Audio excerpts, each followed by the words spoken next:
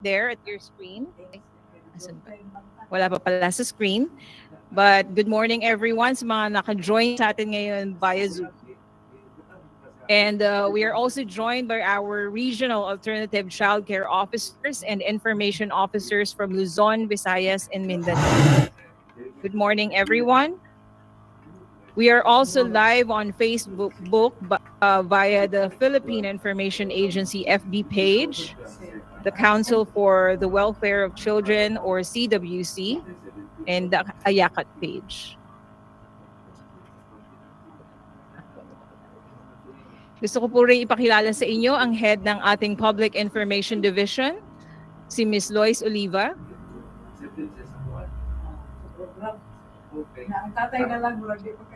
The NACC takes pride in its accomplishments in adoption and alternative child care since its establishment in mid-2022 by virtue of the Republic Act number 11642 or the Domestic Adoption and Alternative Child Care Act.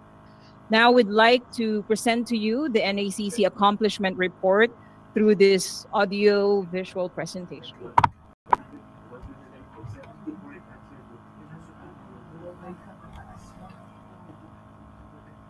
First niya na look this one na iba 68 mo na wag na tiyak what are you doing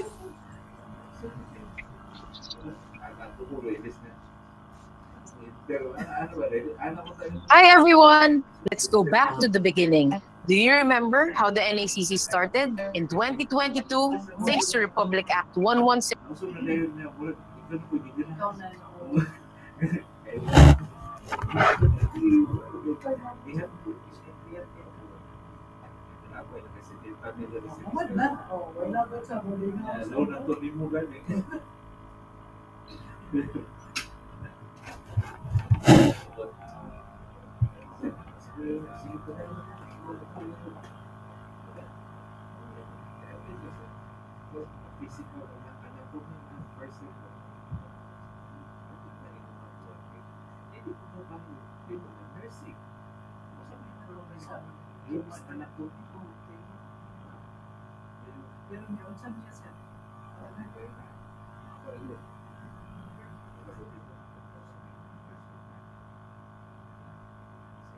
All right, just please bear with us.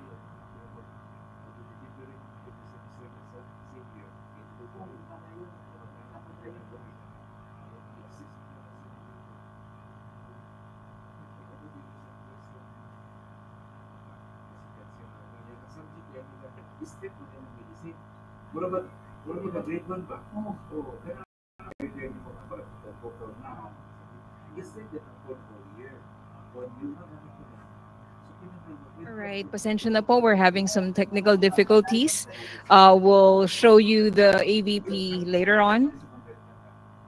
So our first speaker for today is the NACC Undersecretary Janela Ejercito Estrada. At the age of 23, Yusek Estrada was elected as the #1 city councilor of the 2nd District of San Juan and was unanimously voted as vice mayor thereafter at age 26. She earned her degree of Bachelor of Arts major in political science at De La Salle University and completed postgraduate programs at Harvard University, Kennedy School of Public Governance in Cambridge, Massachusetts, for the Emerging Leaders Executive Education Program, and at the National University of Singapore's Lee Kuan Yew School of Public Policy Executive Education on Public Policy Design and Implementation for Success Program. Her efforts and dedication to public service have been recognized and highlighted by numerous public and private organizations, both at the national and international levels. Ladies and gentlemen, let's all welcome the National Authority for Child Care's Undersecretary, Ms. Janela Ejercito Estrada.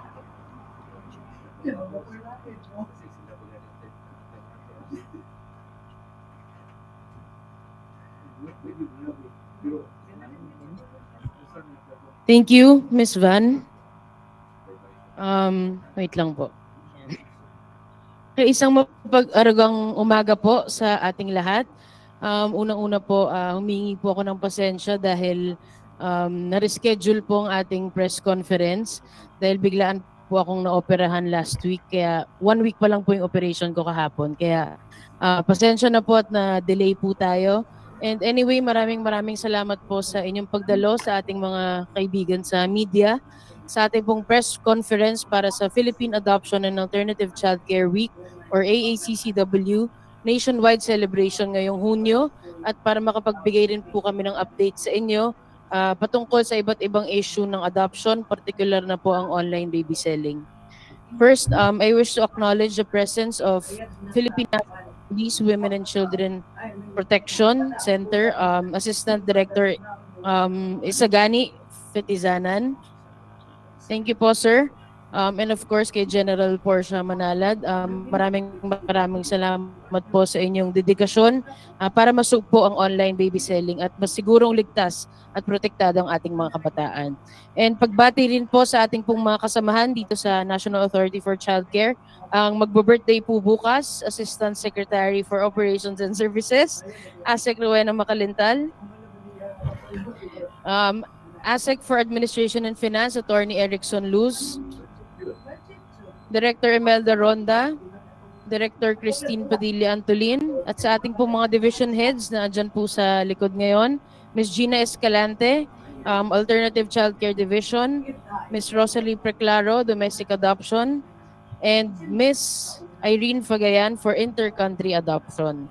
And regarding naman po sa ika-4 na Philippine Adoption and Alternative Childcare Week ngayong Hunyo, we are encouraging the public to go out and participate in the different events which already started last June 14. So sa iba't ibang rehiyon po yan ng bansa.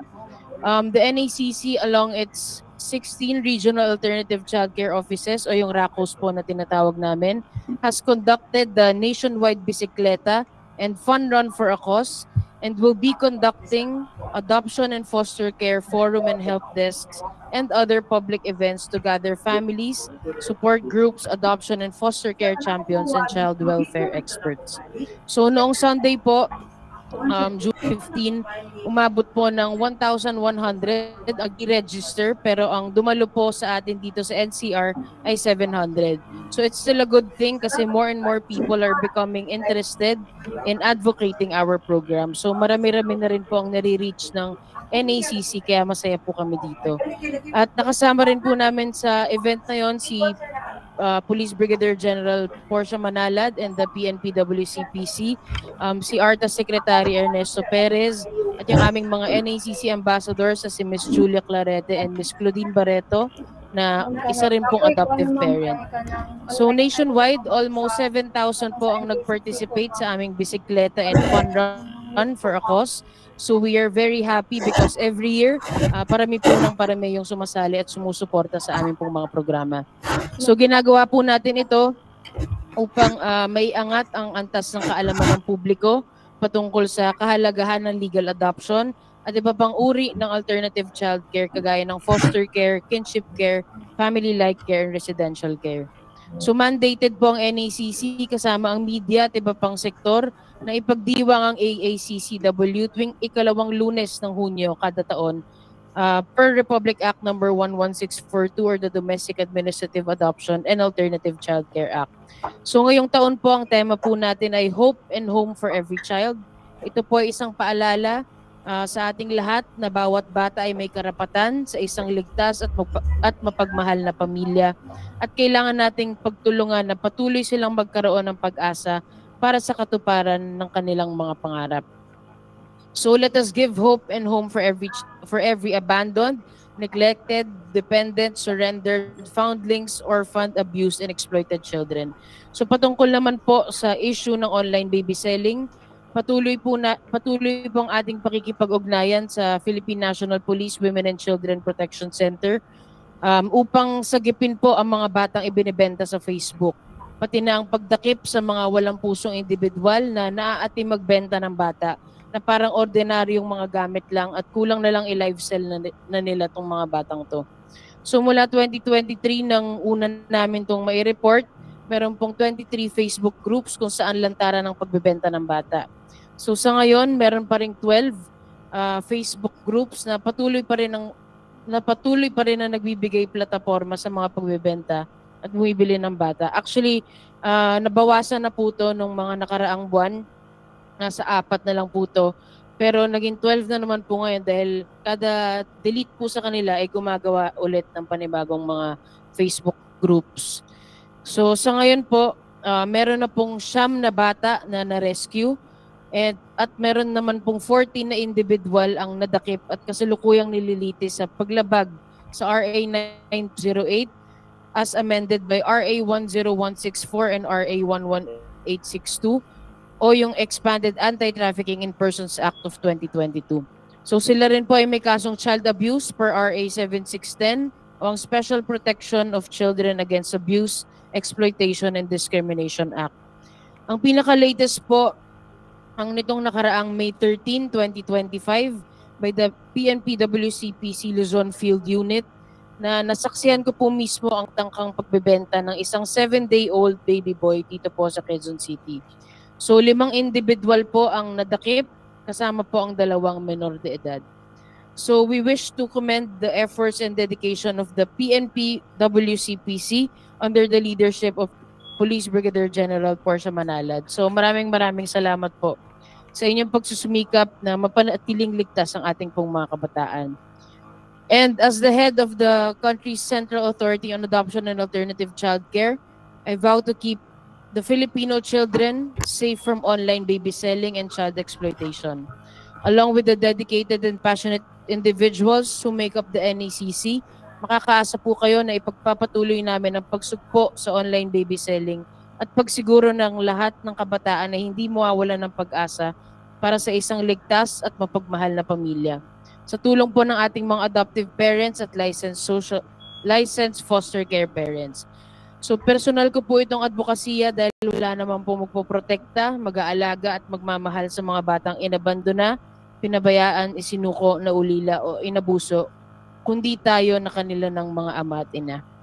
So nawala man po sila sa piling ng kanilang mga biological parents o family, hindi natin dapat silang talikuran at kalimutan ang mga batang umaasa sa atin. That is the right thing to do and that is the moral thing for us to do. Kaya po muli kaming nananawagan sa ating mga kababayan na suportahan ang legal adoption, foster care at iba pang programa ng pamahalaan at NACC para wag mawala ng pag-asa ang ating mga kabataan. Sila po ang ating kinabukasan at ang paghahanda sa kinabukasan na ito ay ngayon na. So maraming salamat po sa inyo lahat. Mabuhay po kayo at mabuhay ang kabataang Pilipino.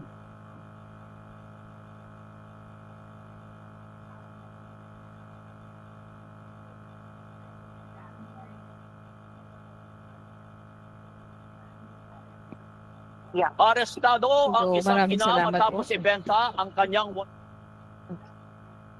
Before, ayan na, so ready na po ang video natin. Before po natin i-play ang video, I just like to recognize the head of the Regional Alternative Child Care Office in NCR. Andito na po si Sir Danny.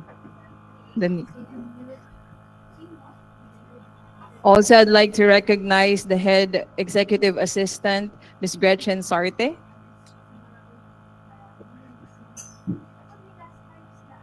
All right, so let's try this again. Papalabas na po namin ngayon ang accomplishment video ng NACC.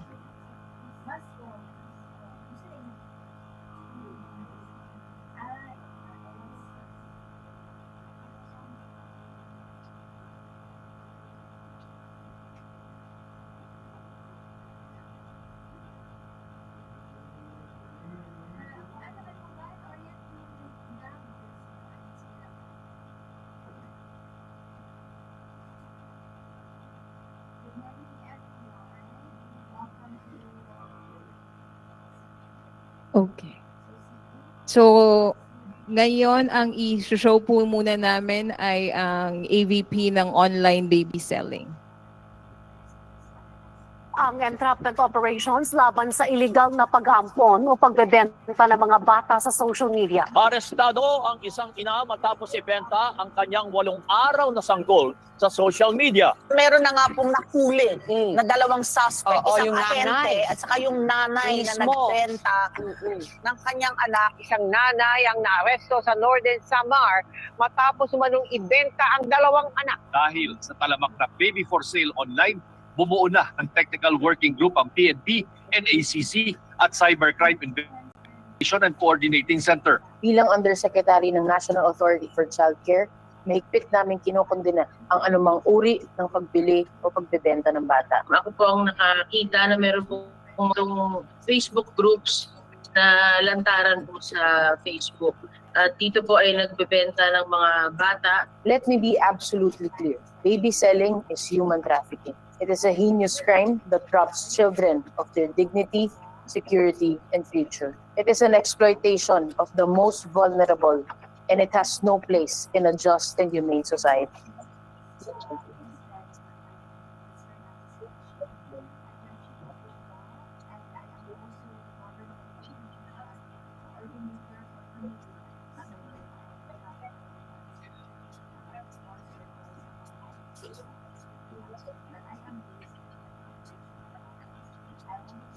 No matter the reason, child exploitation is disturbing and unacceptable. Hindi po produkto ang mga bata. They are human beings with rights, emotions, and dreams. Selling or trafficking a child, whether online or in person, is not just illegal, it is inhumane. Huwag po nating tangkilikin yung illegal adoption at online baby selling dahil ito ay may karampatang parusa. Ang violation po ay yung sa Expanded Anti-Trafficking in Persons Act at ang penalty po nito ay from 20 years to life imprisonment and a fine of 1 million to 5 million pesos. Sa mga taong nagbabalak bumili ng sanggol, hindi po kayo inosente. You are part of the crime. Kung walang bibili, walang magbebenta. The cycle stops when the demand stops.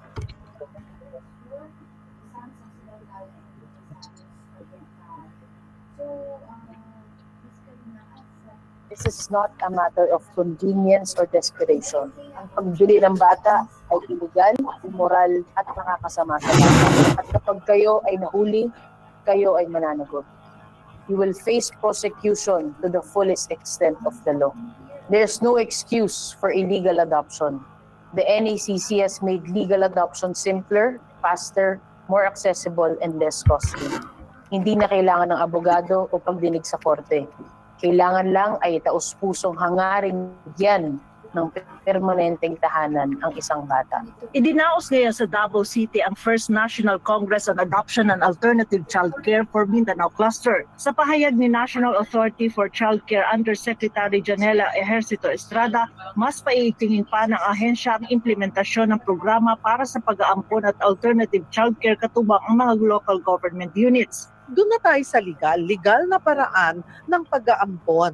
May mga tamang paraan po para gawin po ito at hindi yung bumibili ka na lamang. Mas pinabilis at pinadali na nila ang legal na paraan ng adoption o pag-aampon.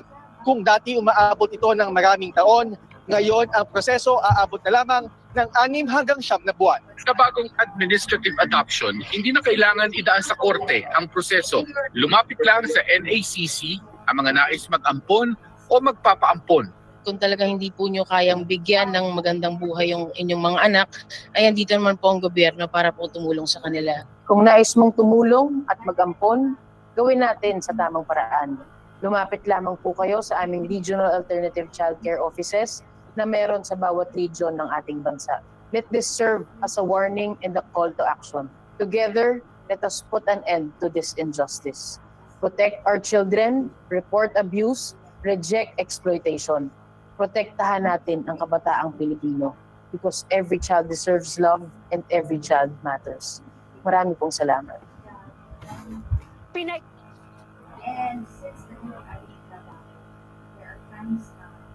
At para po sa umagang ito, we are fortunate to have with us PNP Women and Child Protection Center Assistant Director Isagani Fetizanan to give us update on the PNP WCPC's ongoing operations to hunt down itong mga nagbebenta at bumibili ng bata. Led by Police Brigadier General Portia Manala, the PNP WCPC oversees not only the women and children's desks, but also has developed into the PNP's specialized dedicated unit against trafficking and hence their ongoing operations against online baby selling. Malaki po ang pasasalamat ng NACC sa PNP WCPC dahil agad nilang inaksyonan at hanggang ngayon ay masugid nilang tinatrabaho ang aming kampanya laban sa online baby selling. Kaya po, to give us updates sa umagang ito, may I call on the PNP WCPC Assistant Director, Police Colonel Isagani Petizana.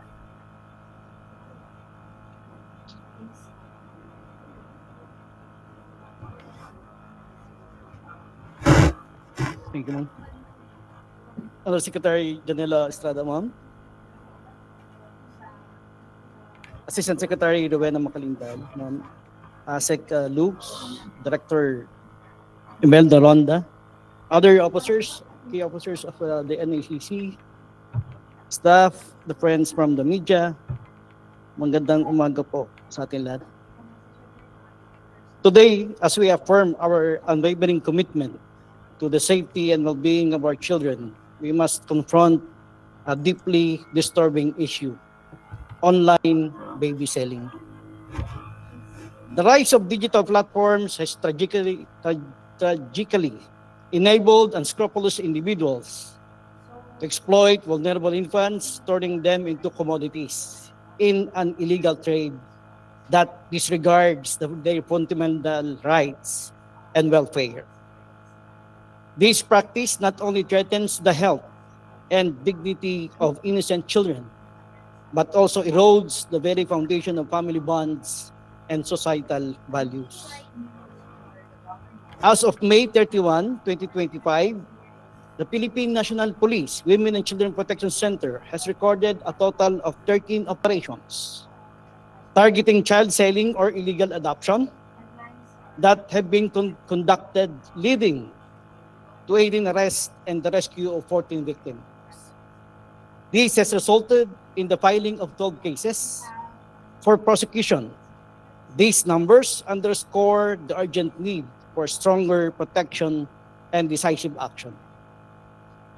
The WCPC stands firm against all forms of child exploitation, including this abhorrent act. We call on community members to unite in identifying, preventing, and holding accountable those engaged in these crimes. Stronger regulations, vigilant monitoring, and swift action are essential to dismantling these illicit networks. Safeguarding our children is a collective duty. We urge parents, caregivers, and citizens to stay alert, report any suspicious activity, and support initiatives aimed at eliminating this grave human rights violation. Every report, every effort, and every voice matters in the fight against child exploitation. Together, let us build a world where every child is cherished, protected, and nurtured, free from the shadows of abuse and exploitation. Thank you and good day.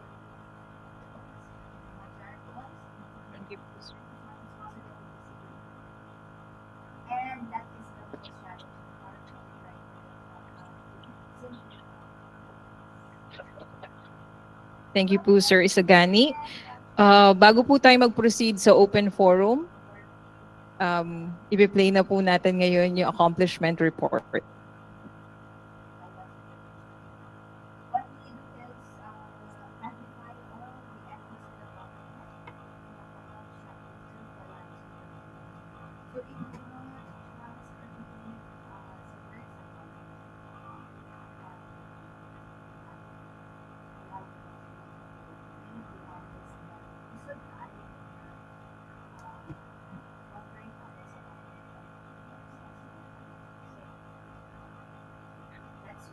Alright.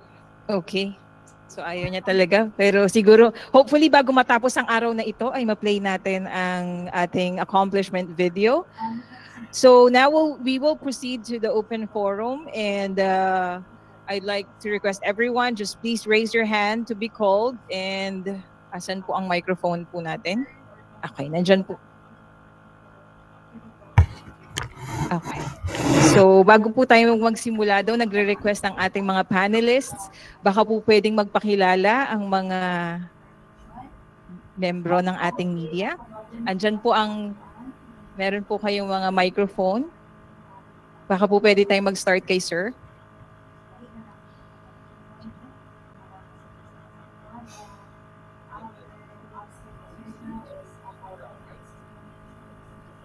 Good morning, Sir Eugene.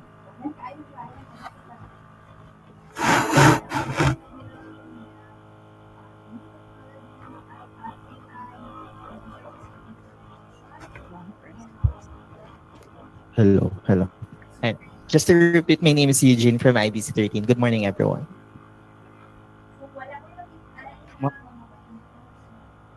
Rod Lagusad po from PTV.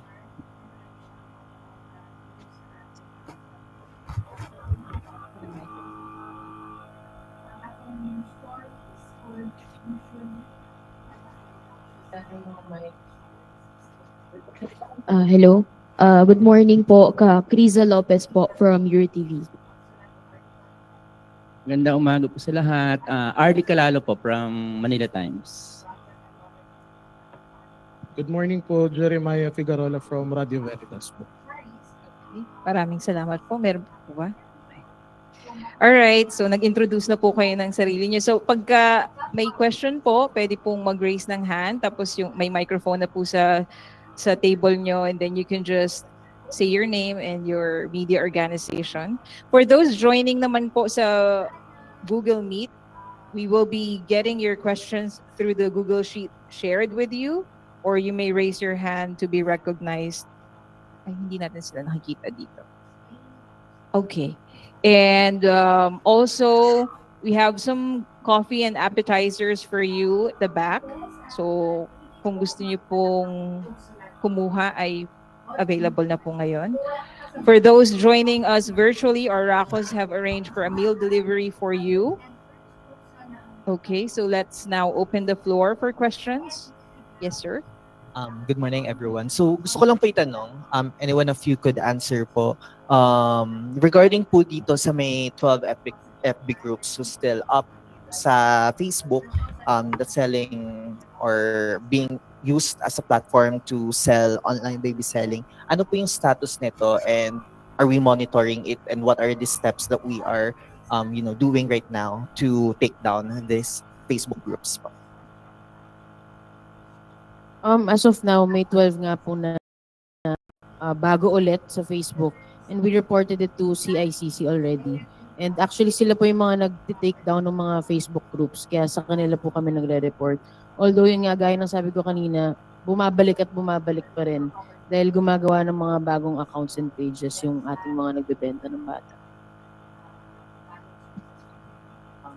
With that being said, since it's a recurring problem, ano po kaya yung step na NACC to actually combat totally kung paano natin ma-stop itong, social media being an online platform to this, human trafficking? Well, kailangan talaga namin ipalaganap yung mga programs and advocacies ng NACC para matigil yung mga online baby selling. And yun nga po, lahat naman po ng mga Facebook groups na to, nakamonitor din naman po sa PNP WCPT. So yung mga operations po natin nanggagaling po sa PNP. Kaya isa rin po sila sa nagtitake down ng mga Facebook pages. And alongside po, ilan po doon sa mga still existing na mga Facebook groups are, sabi nga po ni Yusef Janela, niluluto ng PNP for their entrapment operations. Tama ba na in-announce ko yun dito?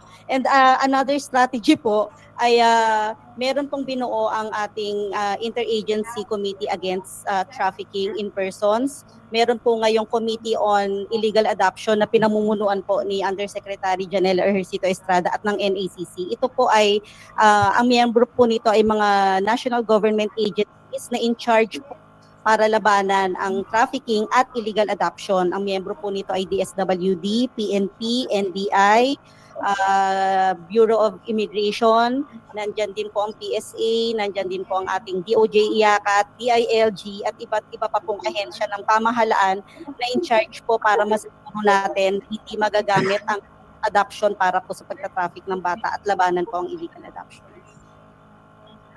Susugun ko na lang din po yung question niya.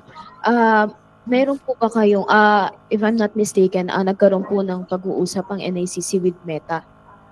Ano po yung update dito kaugnay dun sa mga Facebook groups na ito? Or kung hindi man nagkaroon ng pag-uusap, are you trying po ba na makipag-usap sa Meta?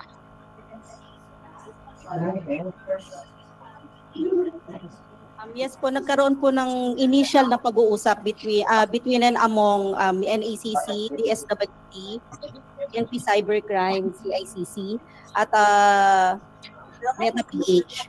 Yun po ay dahil nga dun sa unang letter namin regarding this incidences po ng mga online baby selling.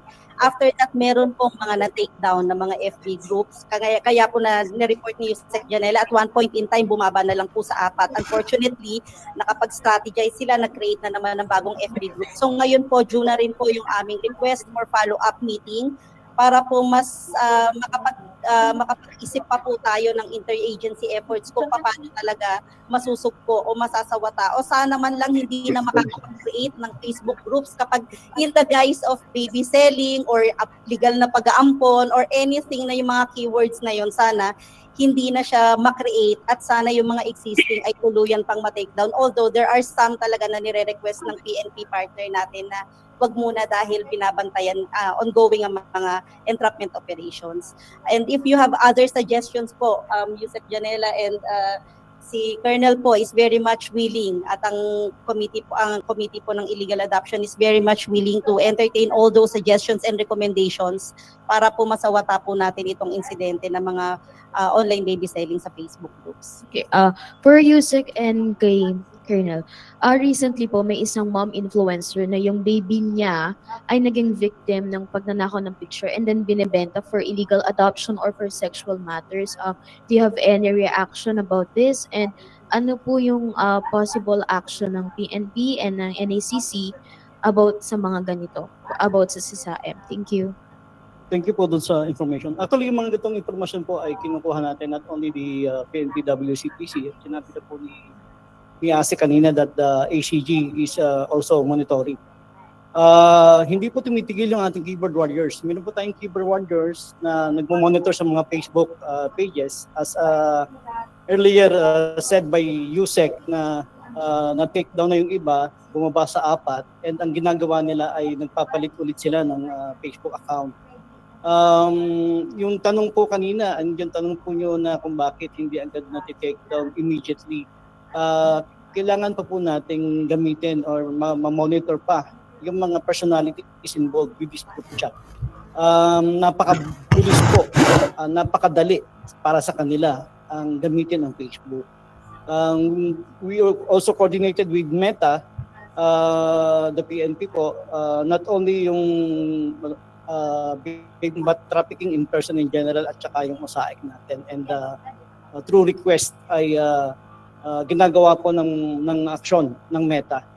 On the part of the community po and the media, nandito po ngayon, yung impormasyon po ninyo, kagaya po ng sinabi ni Yusek kanina, ay makakatulong ng napakalaki sa amin. Yung nanay na nagpost sa TikTok ay minomonitor na po namin ngayon. We are coordinating with the mother with regards to the reality of the information and the persons involved. So, yun po ang namin sa pakipag-ugnayan sa NACC at sa DOJ through the IACAT ay pinag-anuhan namin kung anong kasong pwedeng i-kaso sa kanila. Ang isang pinakamahalagang aksyon na ginagawa namin is ma-rescue itong mga bata na ito. At alam natin na wala silang kinalaman o kaalam-alam dito sa ginagawa sa kanila. So, two-pronged approach pong ginagawa natin, rescue and prosecution of the persons involved. message or advice po sa mga moms na minsan pinopost yung mga anak nila on social media, which is very prone nga sa mga ganung bagay. Thank you po. Thank you din po doon sa ano ninyo. Ang mensahe lang po ng inyong PNP-WCPC ay mag-ingat po tayo na mag-post ng kahit anong picture sa social media ng ating mga anak. Alam na po natin ang kakayahan ng artificial intelligence na kukunin ang muka ng inyong mga anak at ililipat sa ibang katawan at ipopost naman for other reasons or sa anumang rason na magiging biktima itong inyong mga anak. Yung artificial intelligence, madami na po ngayon, tsaka mga fake news, baka po mabiktima tayo. So we have to be cautious. Yung ating po mga magulang ay dapat ay pakaingatan ang kanilang pagpo-post, lalong-lalo na po sa mga social media. Hello, sir, how do you describe studies about this human trafficking, especially yung sa illegal online selling? How do you describe? Is it alarming?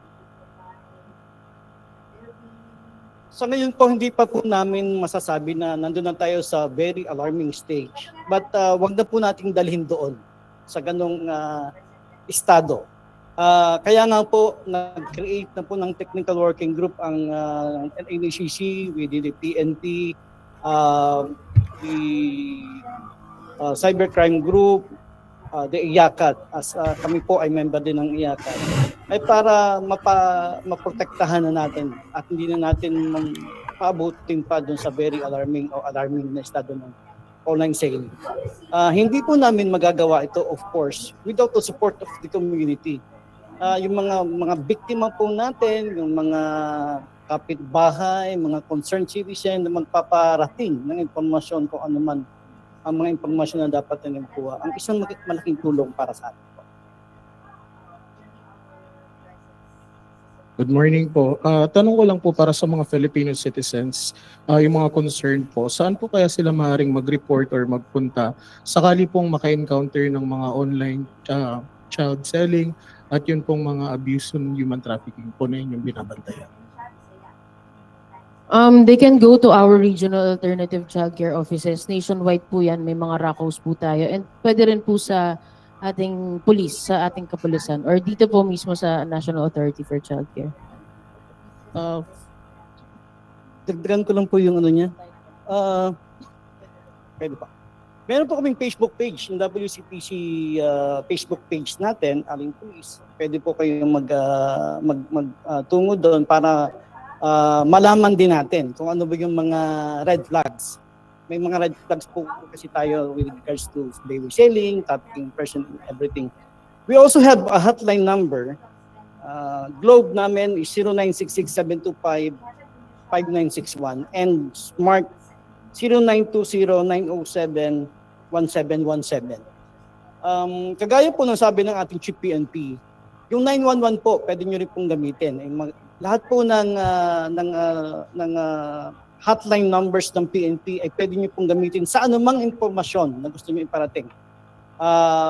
Maging ito ay labas sa usapin ng child baby selling or trafficking person, lahat po ng pangangailangan ng ating komunidad ay parating sa 911 and yung 911 po ang mag-i-inform sa amin at agarang solusyon po ang ating gagawin patungkol po sa mga impormasyon na bibigay po ninyo. Follow-up po from the Catholic Church media po kasi.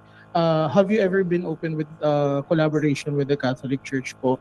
And if so, open po ba para po sa mga pagtutulungan, especially andito po yung church, para po sa assistance ng care, pagtulong at pag-aruga po in the future po?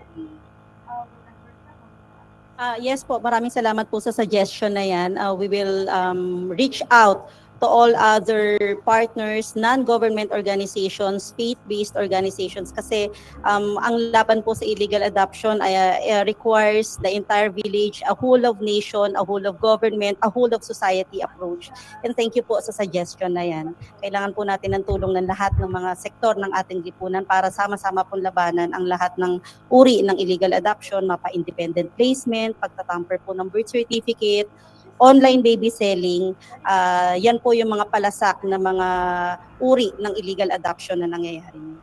At yan po ay sama-sama nating lalabanan at pagtutulong-tulungan pong masawata. Salamat po.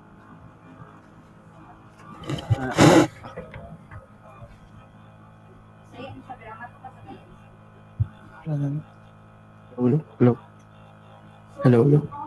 Ayun po, follow up lang po, circle back lang dun sa paggamit ng, you've mentioned ma'am, dati 4, naging 13, and paano po yung coordination sa Meta?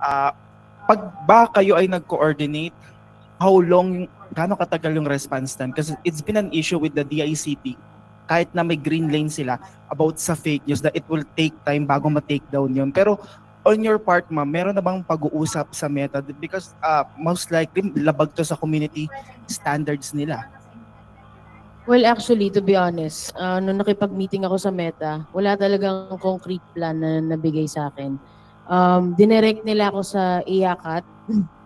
And then, after nun, dinirect naman nila ako sa DICT, sa CICC. Kaya, yun na yung pinaka naging, yun na yung CICC na yung, doon na kami nagpatulong sa kanila. Kasi yung Facebook Meta is talagang wala namang natulong sa amin. Yun ma'am, yun nga nabanggit kasi wala silang parang physical na opisina dito pero they have personnel. Ano rin po sabi ng DICT? I mean, if we could, take down these pages, mas madali for the enforcement and all that. Wala silang platform para mapag-usapan. Ano raw po yung pwedeng gawin na lang po? Actually, sabi ni CICC, meron silang tool, may sarili silang tool na ginagamit for this. And ang tinanong lang nila sa amin is magbigay kami ng mga keywords na kung ano yung mga dapat i-take down. So, nagbigay naman kami and yun nga, since nagbigay kami, na-take down naman yung mga Facebook groups na yun. Pero ngayon nga, meron pa rin. So, baka kulang yung mga, paano ba to? Yung pag-monitor nila sa mga Facebook groups. Pag ano ma'am, if you could, pag nag-report kayo sa CICC o DICT, gaano katagal po yung response? Paano po ba yung correspondence niyo? It depends Kasi minsan pag nagsusulat kami sa kanila, after a week, wala na yung mga groups Pero minsan may matagal din, may mga isang buwan. Pero usually mas mabilis kaysa mas matagal. Effective naman yun, ma'am. Para doon kasi naman. Sa 13 ngayon, so pwedeng like next week wala na ulit yun. Yes, ganun nga. Pero yun nga, gaya sabi ko kanina, umuusbong pa rin yung iba. Bumabalik pa rin yung iba. Sa part naman po ng PNP, can you describe lang po yung nature? Paano ba nila ginagawa through Facebook platforms po yung pagbebenta? Like, most likely siguro anonymous tong accounts na to. Like, do they post pictures? Doon ba sinasabi yung mga location? Paano ba yung system po para ma-entrap natin sila? Parang how do you do it? Actually, ang ginagawa nila, they post information about kung ano yung ibibenta nila. And then afterwards, pag may nag-message na doon, pupunta na sila sa chat group, mag-uusap na silang dalawa kung sino interesado, and then doon na nagkakaroon ng transaction. Yung iba naman ang ginagawa, may middleman. Not actually the parents themselves ang nagpa-facilitate. May facilitator, and then ito yung mga facilitator na to ay posing as social worker or charity workers. Sasabihin nila na they will receive money out of ganito, and then sila na makikipag-usap. At the same time, yun din ang magiging status noon. Pupunta sila sa chat group, and then sila na magbibigay ng pag-uusap. Napakahirap lang para sa PNP na ma-monitor kasi minsan pagka natutunugan nila na nape-penetrate natin yung kanilang account, pag binuksan ulit natin, dissolve na or deactivated na yung account. So they will create another account para doon sila mag-uusap. So patuloy pa rin ang ating pagsisiyasat through our keyboard warriors nga, and then our mga agents in coordination and cooperation with other agencies, lalo-lalo na po yung NACC, IACAT, and then the DSWD. Sir, limitado ba siya sa Facebook lang o other social media platforms? Or mga messaging apps? Sa ngayon, yung Facebook pa lang ang nakikita namin na very active na ginagamit nilang platform. Other social media platforms ay iniimbestigahan din namin, but along the way wala kaming na-intercept pa na messaging app na dealing with the baby selling. Sir, dagdag na lang po sa akin, do we see like these are individual groups or middlemen or may grupo na somewhat interconnected o matagal nang ginagawa to? Do we see like that angle? With regards to organized syndicated crime groups pertaining to this, wala kami nakikita. Parang individual transaction lang ito. Sabi ko nga kanina, minsan yung magulang at minsan naman ay may facilitator lang. And then per transaction lang sila. After nila na successfully mabenta yung bata, ay maghahanap na naman sila ng willing victims na maano nila na ibenta sa kanila yung mga anak nila. Sir, correct me if I'm wrong. Walang syndicate group at the moment, pero you mentioned na parang merong ito talaga yung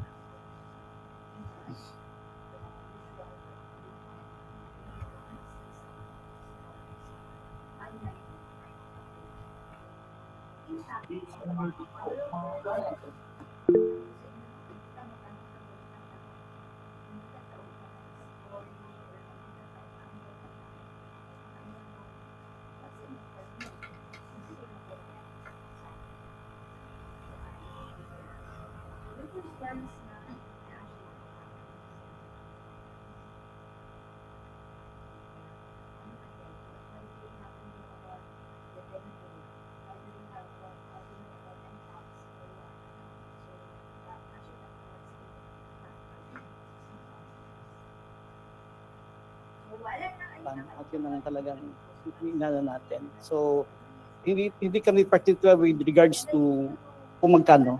Ang ano lang natin dito ay may ligtas yung bata na maano. Sir, natanong ko lang po kasi kasama po sa naaaresto po natin yung bumibili. And dagdag na rin po kay Yusek, ma'am, for follow-up na din. Kay PNP mo na po, ano yung rason bakit yung mga gustong mag-ampon ay dumada dun sa ganung proseso? And sa NACC po, mahirap, sabi niyo po kasi months na lang, less than a month na lang po yung proseso. So parang, ano kaya yung nagtutulak sa mga to na hindi sumunod dun sa tamang proseso? Because the 9 months, ma'am, tama ba? Yun yung pinakamabilis at the moment. Sir muna po. Kung makikita natin, base doon sa mga operations na ginawa namin, it will only take for a long period of time of 1 week.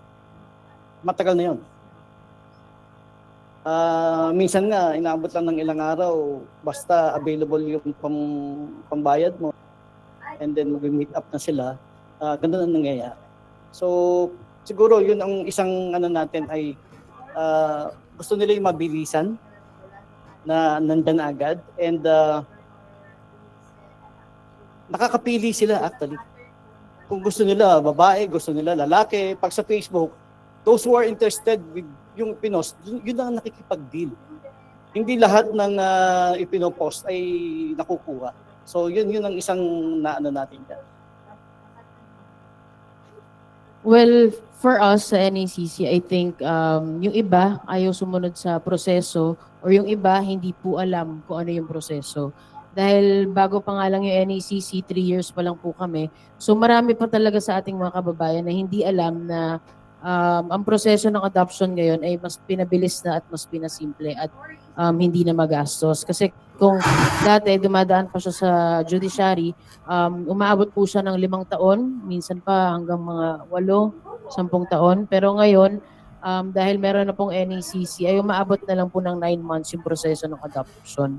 And personally, yung iba siguro ay gusto rin pagkakitaan yung mga bata. Kaya nagre-resort sila sa ganitong pagbebenta ng mga babies.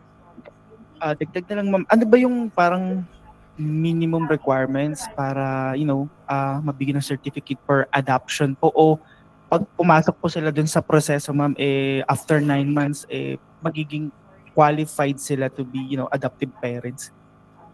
Okay, magandang umaga po.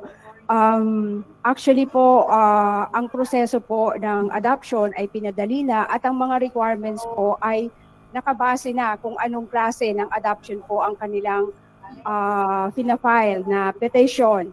So for domestic adoption po, meron po tayong regular adoption, step-parent adoption, adult adoption, at relative adoption. So ang mga dokumento na kailangan po nilang isumite ng mga petitioner ay nakadepende po sa klase ng adoption. So usually naman po, ano pong mga dokumento ito? Siyempre po, yung birth certificate, pagkakakilanlan ng bata at nung parents, marriage certificate po kapag married sila, financial capacity, kailangan pong ma-provide nila.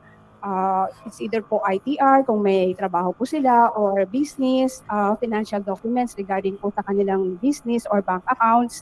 And then kailangan po ma-determine din po natin na sila ay may physical at psychological capacity. So meron pong sinasubmit na medical evaluation at psychological evaluation. And of course po, para mapatunayan po natin na sila ay mabubuting tao sa komunidad, ay meron po tayong hinihingi rin ng mga character references po sa kanilang kaibigan, sa kanila pong churches, pastor or minister or priest, kung sila po ay kung saan man na relihiyon na they practice. So usually yun lang po yung mga dokumento, at wala pong binabayaran na application fee or processing fee po sa NACC. Ang ginagastos lang po ng ating mga petitioner ay para po sa pagkuha ng mga dokumento. Kagaya po ng birth certificate, syempre kukuha sila sa PSA. Police clearance, I'm not sure kung meron pong bayad o libre sa PNP yung pagkuha ng police clearance, and of course yung mga NBI clearance and medical and psychological report. So yun lang po, depende po sa type ng adoption, at sila po ay ina-assist ng mga adoption social worker mula po sa mga partner natin ng mga LGU, Local Social Welfare and Development Office. Pwede rin po silang pumunta sa aming mga regional office, at pwede rin po silang pumunta sa aming mga accredited child placing agency para po tulungan kung paano po nila ma-file at paano po maisaayos ang kanilang petition for domestic administrative adoption.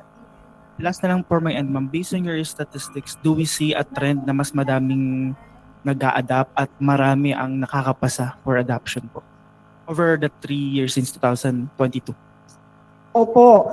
Base po, bago po na isa batas yung RA 11642, nung nasa judicial pa po, yung domestic adoption, actually sa isang taon, umaabot lang po mga 20 or less than 50 sa isang taon ang napoprocess po for judicial legal adoption.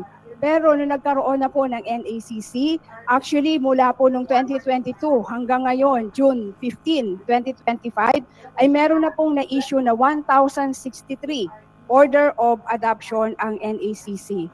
So nung 2024 po, 700 plus po yung na-issue natin ng order of adoption. So marami po tayong mga pamilya ngayon na nag-a-avail nito pong bagong batas, dahil nga po simple na lang po at hindi costly, at pinadali na po natin yung proseso ng pag-a-adopt. Hello, Isek, do you have this number of this abandoned, neglected, dependent children? Do you have this number? Are they in whose custody are they? Yes, may data po kami dyan sa lahat po ng mga abandoned kids, neglected kids. Actually po, isa sa mga mandato rin po ng NACC ay magkaroon po ng database ng lahat po ng mga bata na nasa pangangalaga po ng mga child caring agencies or mga child placing agencies or kahit po yung mga LGU-RAND, residential care facilities. At kami po ay patuloy na nakikipag-ugnayan po yung aming po mga Regional Alternative Child Care Office sa lahat po ng mga child caring agencies sa bawat rehiyon po. At actually po, ang NACC ay binigyan na rin po ng additional mandate from the DSWD through the Memorandum Circular na magbibigay na rin po ng certification ang NACC para po doon sa mga social work agencies na merong nangangalaga po ng mga bata na kailangan po nilang mag-apply at magpa-accredit ng kanilang adoption and alternative child care program. So,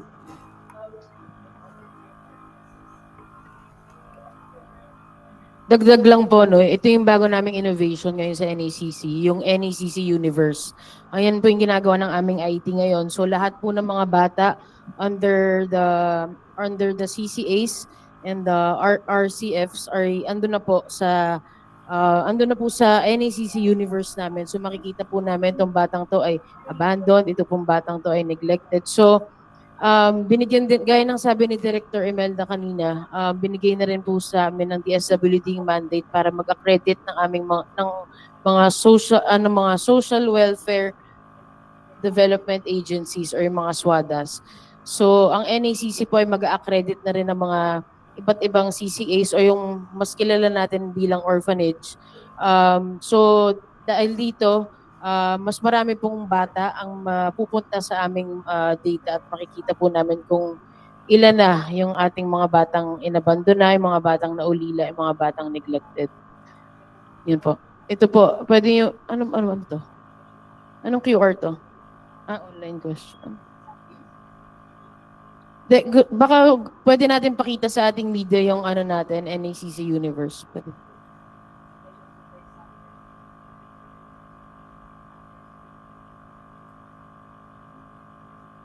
Pero kung hahanapin pa po nila, question po muna para di tayo matenga. Yusek, what are the possible risk? Kasi syempre yung mga mother or parents, nag-resort nga sila into illegal adoption, and sa NACC, minamatch ba nila yung baby dun sa parent. Kung match yung ganito, yun yung ibibigay nila na baby. Ano yung risk ng mga parents or ng mga baby kung sakali na magpapunta sila sa hindi natin nasabing mabuti, pero hindi pala nila kayang masustain yung pangangailangan ng mga bata dahil nga nag-resort sila sa illegal adoption.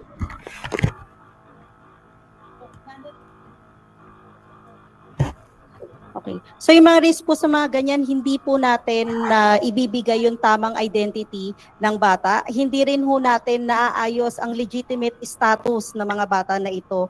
Kaya po ini-encourage po natin ang ating mga kababayan na idaan po sa legal na proseso ng pag-aampon ang inyong mga ang ating proseso para po masiguro natin na nabibigay po natin ng karampatang legitimate status ang mga bata, considered legitimate children po ito ng kanilang mga magulang, na establish po natin, nabibigyan po natin ng maayos na identity at pagkakakilanlan ng bata, at lahat po ng karapatan ng isang lehitimong anak ay kaya ho ay po pwede hong maibigay. Gayon din po ang successional rights po pwede pong mapamanahan ang mga bata na ito.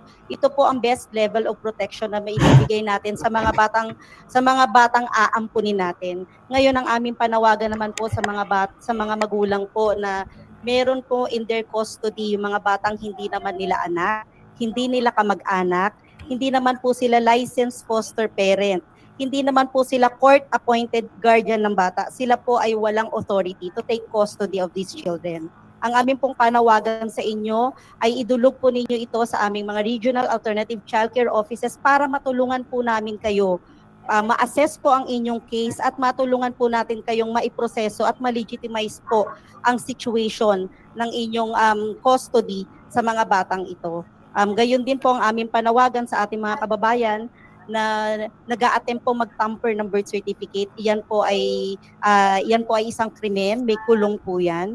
Pero under Republic Act 1122 or the Simulated Birth Rectification Act, kung kayo po ay qualified, po pwede po ninyong idulog ang inyong case sa ating mga local government units, sa ating mga LSWDO para po ma-rectify yung pagtatamper ng birth certificate at maidiretso po natin sa proseso ng pagpapaampon. And isa pa pong panawagan, lingid po sa kaalaman ng lahat, mali po yung mamimili ka ng bata. Sa legal at regular na proseso po ng pag-aampon, bawal pong mamili ng batang aamponin. Tayo po ay maraming mga bata na nasa mga child caring agencies o yung mga ating mga orphanages na nangangailangan at nagdadasal po na magulang na mag-aalaga sa kanila. Meron po tayong proseso na minamatch po natin yung bata, yung pong bata na na-issuehan ng certification declaring the child as legally available for adoption. Ina-assess po kung ano ang tunay na pangangailangan ng mga bata na ito at minamatch po natin ito sa mga approved prospective adoptive parents ng ating team of multidisciplinary experts. Sa lahat po ng ating mga regional alternative child care offices, meron po tayong child psychologist, social worker, lawyer, pediatrician at NGO representative from child caring agencies po. Ito po mga eksperto na to ang nag-a-assess po ano ang pangangailangan ng bata at kanino po pwedeng i-match yan na prospective adoptive parents. So meron po tayong judicious process pagmamatch ng bata. Hindi po tayo dapat namimili ng bata. Kaya yun po yung mga guaranteed protection. Kaya po mas ini-encourage po natin na dumaan po tayo sa legal na proseso ng pag-aampon. Kasi pag hindi po, yan po ay tantamount to trafficking or illegal adoption. Yan po ay krimen, may kulong at meron pong parusang habang buhay na pagkakakulong. Gayon din po ay pagbabayad po ng 1 hanggang 5 milyong piso.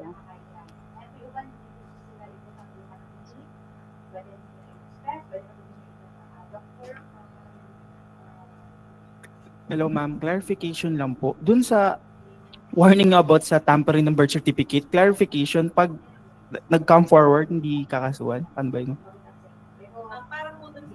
Para po dun sa mga cases po na nangyari po 2019 backwards, yung pong effectivity po ng batas, sila po ay po pwedeng dumulog sa ating mga local social welfare and development offices. Idulog po nila yung kanilang case para po sila ay matulungan na makapag-avail po doon sa amnesty na binibigay ng batas. Kasi until 2029, hindi po sila mapaparusahan. Basta po idulog nila ang kanilang kaso at i-file po yung petition for simulated birth rectification. Mapaparectify po natin ang birth certificate ng bata. Diretso na po sa proseso ng pagpapaampon at wala po silang kailangang bayaran sa kanilang mga LSWDO, sa mga RACO o sa mga sa NACC. Requirements lang po ang kanilang kailangang pagkagastusan o di kaya po kung kukuha po sila ng serbisyo ng isang child placing agency. Dagdag na lang ma'am, nabanggit niyo ma'am yung mga walang legal custody doon pero nasa kanila na naidulog sa offices. Does it matter ma'am kapag, if ever may wait, kapag matagal na nilang kasama? I mean, okay naman and all, pero yung legality wala. Does it give weight para dun sa kung dadaan sila sa tamang proseso? Yes po, mabibigyan po yan ng ng karampatang consideration. Basta po idadaan po natin sa assessment po ng licensed social worker from their respective local government units. Alam naman po natin yung kultura ng Pilipino na mahilig mag-alaga ng bata. Kaya lamang po, yung pong batang inaalagaan nila, walang legitimate status. Hindi po nila ma-applyan ng birth certificate.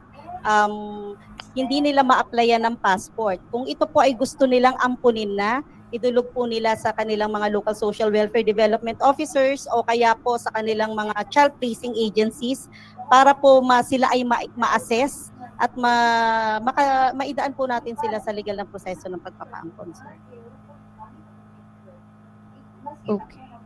Thank you, Asek. Papakita po muna namin yung binanggit kanina ni Yusek Janela, yung NACC Universe na ginagawa ngayon ng aming IT.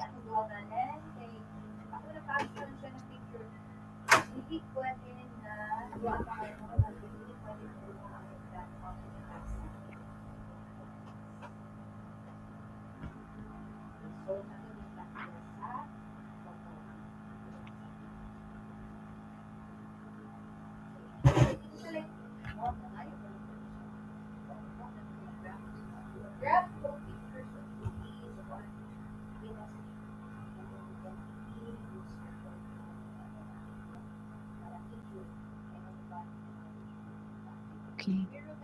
So habang nire-ready po natin, gusto ko lang pong isingit isa po sa mga online questions from Philippine Expose, Calabarzon. I think nasagot na rin to ni Director Imelda kanina. Usual types of adoption. And so nasabi na ni Director Imelda, and challenges of PAPS. So ito na lang po. Ano daw po yung mga challenges natin pagdating sa mga PAPS at kung ano, or mga prospective adoptive parents, at ano yung mga hakbang na ginagawa ng NACC para matugunan ito.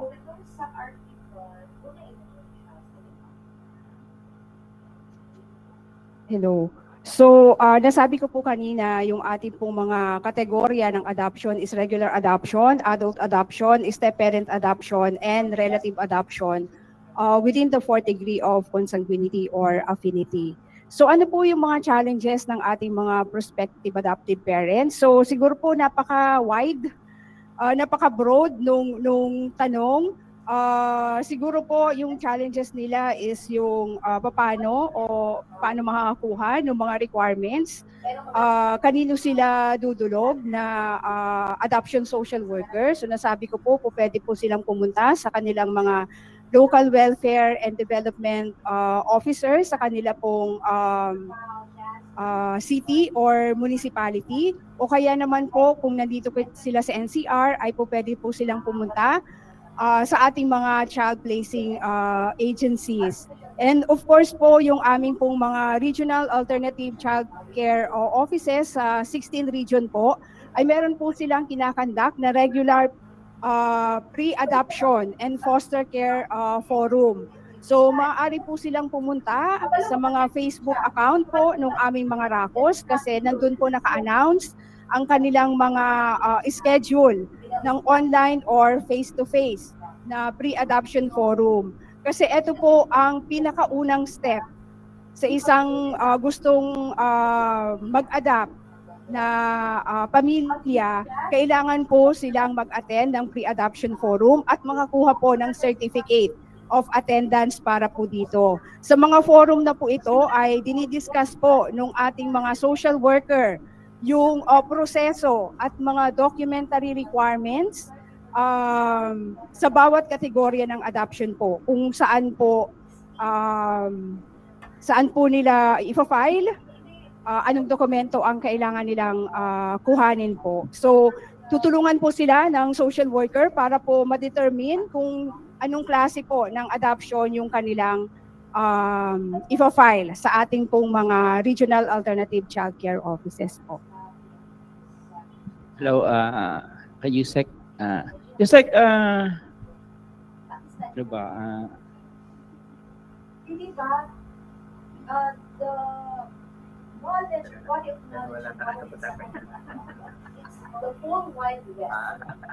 So, kung ano yung acronym, mag-good siya. Sige po, pag naalala niyo po mamaya. Okay. Meron pa pong isang question dito from PIA Ilocos Sur. Naganap recently sa vegan ang bisikleta. Gaano po ka-importante ito? Yes, okay na siya, but importante po ito para maipakita sa ating mga kababayan na mayroon na pong rising na kamalayan, consciousness patungkol sa existence po ng National Authority for Child Care, ng mga Regional Alternative Child Care Offices, mga ahensya po, the DSWD na nangangasiwa po ng proseso ng pag-aampon. Ikalawa po, yun din pong naipapakita po natin na mayroon po tayong mga partners, stakeholders, supporters sa ating advokasya ng legal na proseso ng pag-aampon.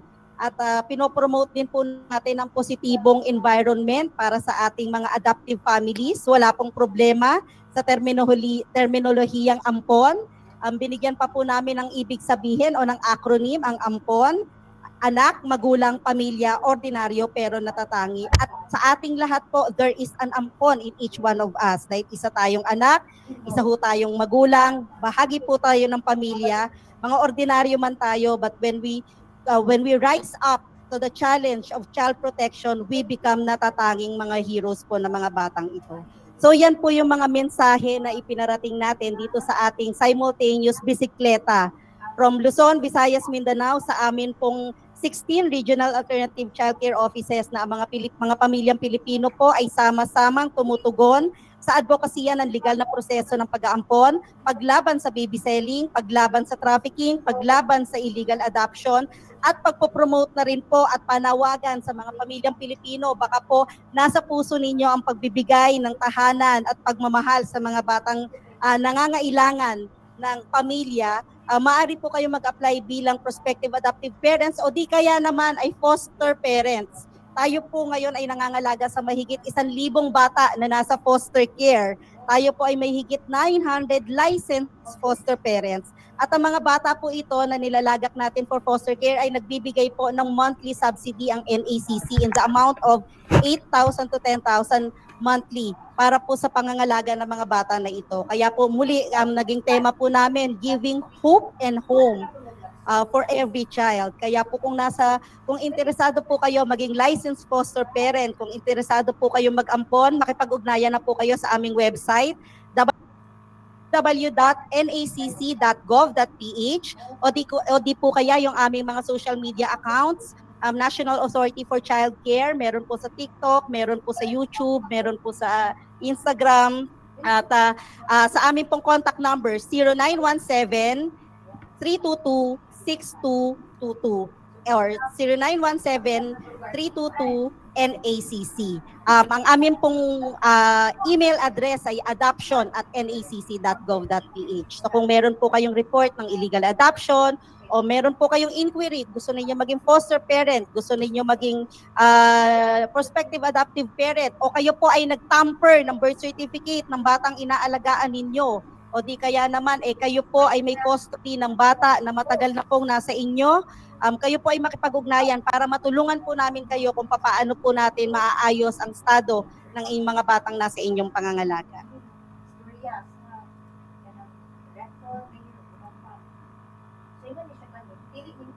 Meron pa po ba tayong katanungan? And ma'am, meron din, gusto rin ho namin imbitahin din po kayo kung available po kayo sa July 22, yan po isasagawa namin ang Interagency Committee on Adoption and Alternative Childcare ng NACC, at meron po yung Committee on Illegal Adoption. Diyan po ay magsasama-sama po kami ng lahat ng mga government agencies including DICT na hindi ko nabanggit kanina, CICC, para po mapag-usapan ang mga current issues po, challenges sa legal na proseso ng pag-aampon. Nandiyan po pag-uusapan po natin yung online baby selling, pati po yung updates at yung mga questions at inputs po ninyo. Yan po ay pag-uusapan natin doon under chairpersonship po ni Yusek Janela. Gayon din po yung patungkol po sa independent placement, simulated birth certificate, at issue na rin po ng surrogacy. So yan po yung mga sama-sama natin pag-uusapan para po tayo po ay makapag-come up ng solusyon para po mas masawata po natin ang online baby selling. Salamat, Asek. Sir, meron po. Ay, okay. Habol na lang, kay Yusek na lang, parang suggestion lang siguro baka ginagawa na rin ng NACC about the need na siguro to intensify ng NACC yung role nito, lalo na sa legal adoption. Kasi sa totoo lang, marami pa rin among asang alam na ang alam is sa korte. Hindi nila alam na may NACC. Sa totoo lang, marami ang nakakaalam na gusto. That's why that discourages them to adapt na through yung legal adoption, and then ayun nagpupunta sila dun sa illegal adoption. So siguro there's a need na to intensify para yun nga, para malaman nila na talagang NACC na lang pala, ayos na. Tsaka one more, pwede bang mag-adopt yung foreigner? Dun po muna sa unang tanong. Yes, we are elevating our public awareness and meron din po kami mga information campaign and nakikipag-tie up din kami sa mga malls para sa mga cinemas para ipalabas yung aming commercial bago mag-start yung mga movies and meron din kaming mga billboards sa EDSA and may mga yung sa nag-tie up kami sa DOOH para mapakita yung aming mga billboards regarding anti-online baby selling. And yung mga festivals din namin, ongoing din yan. Sumasali kami sa iba't ibang festivals nationwide. And kumukuha rin po kami ng mas marami pang ambassadors para tulungan kami sa mga advocacy namin dito sa NACC. And doon naman sa kung pwede mag-adopt yung mga foreigner, yes, meron kaming inter-country adoption. Dagdag ko po doon sa sinabi ni Yusek. Actually po, nung 2024, nabanggit po kanina na meron po kaming ginanap na National Congress on Adoption and Alternative Childcare. Kasi po, we believe ng ating pong mga local government units, yung ating mga local chief executives, sila po ay katuwang natin sa pagpapalaganap. Kasi sila po yung frontliners, di po ba? Sila yung talagang unang pupuntahan ng mga tao sa komunidad, ang kanilang LGU, ang kanilang mga barangay. Kaya po nagkaroon po ng National Congress para po may pakilala ng NACC ang mandato nito sa ating pong mga partner LGU. Since 2024, actually, meron na po kaming mga 89 LGUs all over the country na meron na po kaming Memorandum of Agreement na ang mga LGUs na po ito ay magpapatupad ng programa ng legal adoption at alternative childcare. So, yun po. At ito po ay patuloy po na dumadagdag yung ating mga LGU na gusto pong Memorandum of Agreement ang NACC kasi we both believe na kailangan po na merong partnership and collaboration ng NACC at ang ating pong mga LGU as the frontliners in the community. Ngayon, doon naman po sa tanong kung pwedeng mag-adapt ang foreigner. So, sabi po ni Yusek, meron din po tayong programa na inter-country adoption. So, yung mga foreigners po na nakatira sa ibang bansa at gusto nilang mag-adapt ng Filipino child, inter-country adoption po ang kanilang route. Meron din po tayong mga partner accredited Foreign Adoption Agency at ang NACC po ay Central Authority on Inter-Country Adoption under the 1993 Hague Convention on Inter-Country Adoption. So, ang proseso po kasi ng inter-country adoption, ang assessment ng prospective adoptive parents yung mag-a-adopt ay doon po sa country kung saan po sila naka-base. Okay? Yun po yung mag-aaral ng kanilang eligibility and suitability as prospective adoptive parents. At kapag po sila ay na-approve ng kanilang sariling gobyerno, ang kanilang application po ay ipapadala through the Central Authority or the NACC Accredited Foreign Adoption Agency, ipapadala dito po sa NACC at aaralin din po natin yung kanilang petition. Kasi kailangan po ma-approve din po sila kasi naman po sa requirements and criteria ng inter-country adoption law. Since po this, the establishment of NACC, may kahit rough estimate, may ilan na po ba yung foreigners na nakapag-adopt? Actually po, ang inter-country adoption ay nagsimula pa po noong 1995 through the enactment ng Republic Act 8043. 1995 pa po yun na batas. Nung January 2022, nung nabuo po ang NACC, inabsorb po nila yung Inter-Country Adoption Board. So, mula 1995 hanggang ngayon, siguro po mga 8,000 to less than 10,000 na po ang napa-adapt po natin ng mga Filipino children sa abroad. At yun naman po ay iba't ibang kategory naman po ng adoption kasi kahit po intercountry, meron din po tayong relative adoption. So yung ating pong mga kababayan na mga Filipino na naging citizenan ng ibang bansa, po pwede po silang mag-adapt ng kanilang kamag-anak dito po sa Pilipinas. Okay. I guess wala na pong tanong. Ready na po ba ang ating NACC Universe?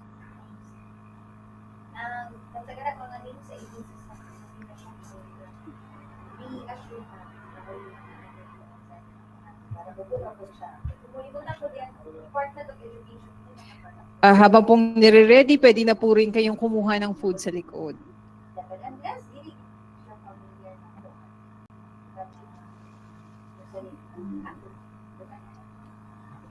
The NACC Universe is a powerful suite of systems designed to elevate efficiency, enhance collaboration, and drive impactful solutions. Meet the remarkable systems that make up this universe. TRIMS, Travel Information Management System. BIGUIDE, Budget Information in Government Annual Investment System. DTMS, Document Tracking and Monitoring System. PIMS, Procurement and Inventory Management System. IAMPOD, Innovative Tools Designed for Actionable Outcomes. HRMIS, Streamlining Human Resource Processes like never before. This is more than just systems. This is a reflection of our commitment to the mission of the National Authority for Childcare. Through the NACC Universe, we integrate technology to amplify the impact of our mission. As an agency, we are dedicated to protect children, empower families, and ensure that every Filipino child grows up in a nurturing, loving, and secure environment. Together, we are strengthening childcare services, expediting processes, and building a brighter future for our nation's children. Today, we proudly launched the NACC Universe, building bridges, solving problems, and transforming lives for a stronger nation.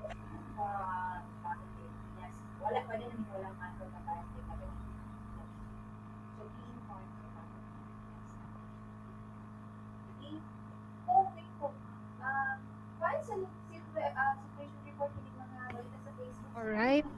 Ayan po ang NACC Universe. Yung nabanggit po kanina ni Yusek na ginagawa namin para magkaroon kami ng isang universal database at malaman namin kung ilan talaga yung mga batang na-abandona sa buong Pilipinas.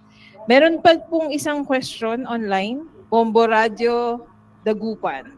Anong probinsya o region marami ang abandon ng mga bata?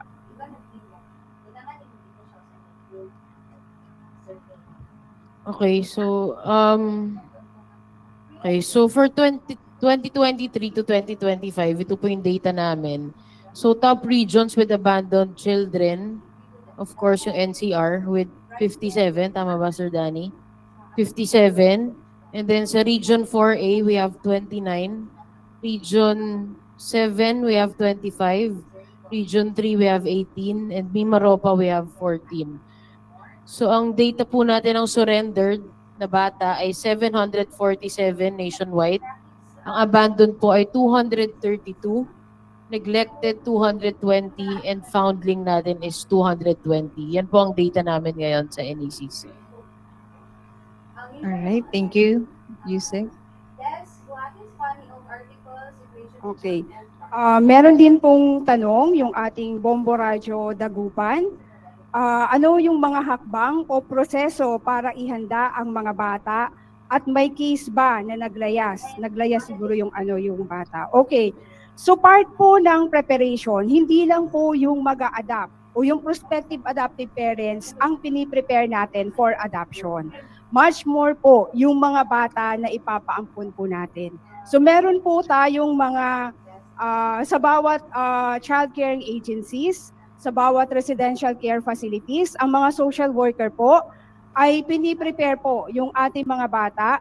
Pagdating pa lang po sa sistema o pagdating pa lang ng bata doon sa child caring agencies, ay ina-assess na po ng social worker kung saan yung permanency plan for these children. At kung sa kanilang assessment po ay for adoption itong bata, katuwang po yung bata sa pag-aasikaso ng kanilang papeles. Sinasabi po, depende po sa edad at maturity ng bata, kailangan pong ipaalam natin sa kanila kung sila po ay for adoption. Kasi nakalagay po sa batas na kailangan po before the child turns 13 years old, kailangan po maipaalam sa kanya yung kanyang history, okay? Yung kanyang adoption story. Paano siya napunta sa child caring agency? Ano yung proseso na pagdadaanan niya sa legal adoption?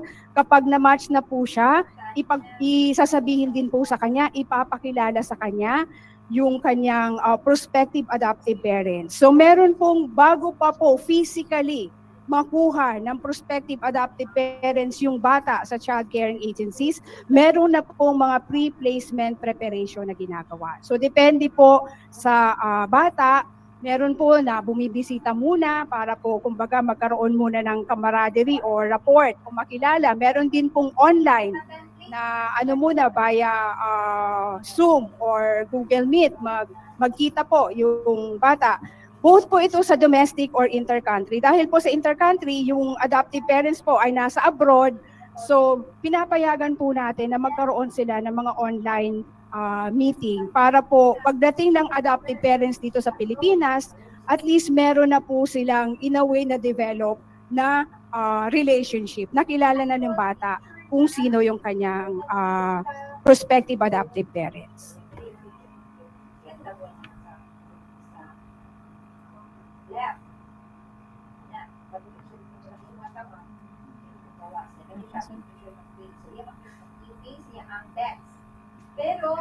May question din po dito. Balik tayo sa online baby selling.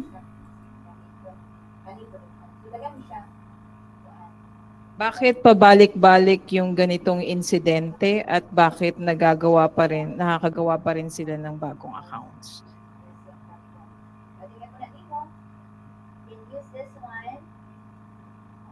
Okay. Yung pabalik-balik po yung ganong insidente ay paliwanag na po kanina na involves money, exchange of money. Kaya alam naman po natin na yung mga tao na may ibang kaisipan o masamang kaisipan ay gumagawa ng paraan para sila ay makahanap ng panibagong pamamaraan na makapag-engganyo. Pero yun po ang sinasabi natin, ang inyong pong kapulisan na hindi tumitigil ng pag-iimbestiga, ng pag-monitor sa mga account na ito, sa tulong po ng iba't ibang ahensya ng gobyerno, ng NICC, ng DOJ IACAT, kasi po ay talagang nakikita natin yung importansya ng pagbibigay pansin sa ganitong usapin.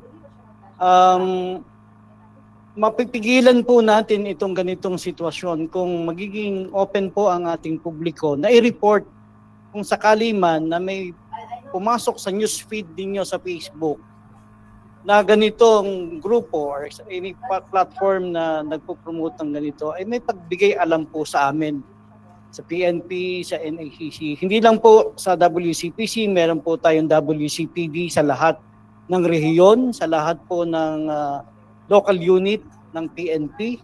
Pwede nyo pong ipagbigay alam sa kanila yung mga ganitong account, at kung sino man ang hindi gumagamit ng Facebook o ng social media at direktang nakikipag-ugnayan sa mga tao at nagpapampon ng kanilang mga bata, ay pagbigay alam nyo po sa inyong PNP at yun po ay tutugunan namin karakaraka. Okay. And last question from Sunstar Cebu. May I know how is the investigation of illegal adoption in Cebu and Central Visayas? How many are NACC currently looking into, and how many cases so far in Cebu, Bohol, and the whole of Central Visayas? So, bilang kasagutan po dito sa tanong na to, ang CICC po ang nakakapag-track ng digital footprints ng mga ito. So, we will inquire and we'll get back to you regarding this question.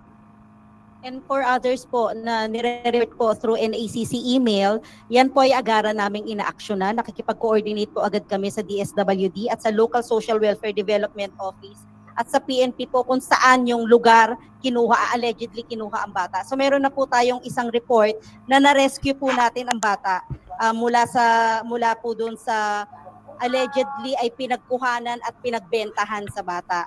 Meron din ho tayong mga ilan na mga current, last week lang po, mga inaksyonan natin. Yung iba po mga may malicious intent na sinusumbong yung kanilang mga kapitbahay.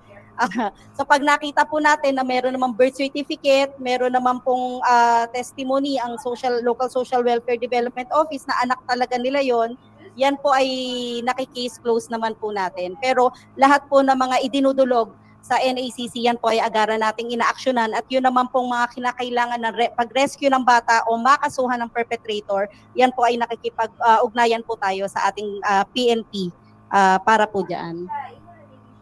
Karagdagang tugon po dun. Meron po tayo isang operation sa PRO 6. May nahuli po tayong dalawang suspect doon at we were able to rescue one victim. Doon sa Cebu po ay meron po tayong field unit doon na nag-iimbestiga din. Hindi po natin pinagbabawalang bahala na sa buong bansa ay may mga gantong aktibidades na ginagawa. Ang kailangan lang po talaga natin ay ipagbigay alam sa amin yung anumang impormasyon na makakatulong sa pag-iimbestiga at sa pagtutugis sa mga persons o mga personalities involved. Ang aming pong panawagan ay wag na po sana tayong mag-engage sa illegal adoption. Hindi po kayo kasama po kayo sa makakasuhan, yung pong bumibili as well as yung pinagbilhan. So mas maganda po na pag may nag-offer sa inyo ay ipagbigay alam na lang sa amin kung sino yung ino-offer at sama-sama po tayong iligtas yung ating mga kabataan sa ganitong masamang gawain. Ilan mo po. Okay, so I guess that's the last question po. That wraps up our forum for today. But before we end, ready na po ba talaga yung accomplishment video natin? Alright, okay. So ito na po ang accomplishment video.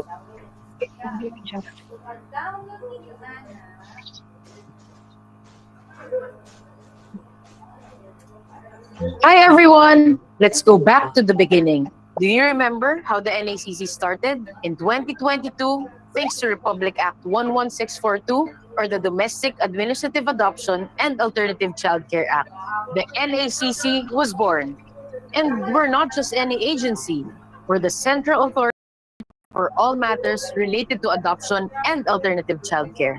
So what makes NACC different? Let's break it down. First, it's simpler. We're a one-stop shop and we handle everything under one roof. Second, expeditious. No more court process. Domestic adoption is now administrative.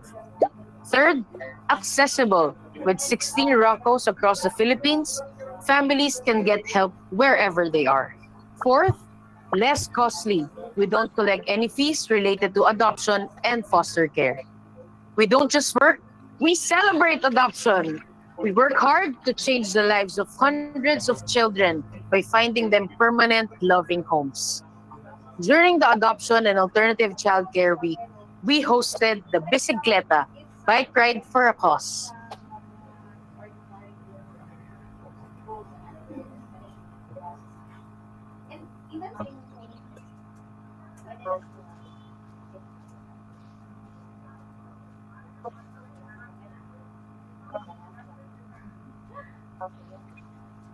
We organize adoption forums in 20 major malls nationwide.